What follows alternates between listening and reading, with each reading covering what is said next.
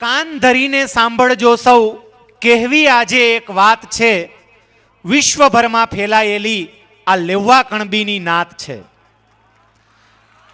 ના ક્યારેય કોઈને કંડળ્યા છે, આ જુદી માટીની જાત છે, વિકાસ કર્યો છે વેગથી, આ લેવા કણબીની નાત છે.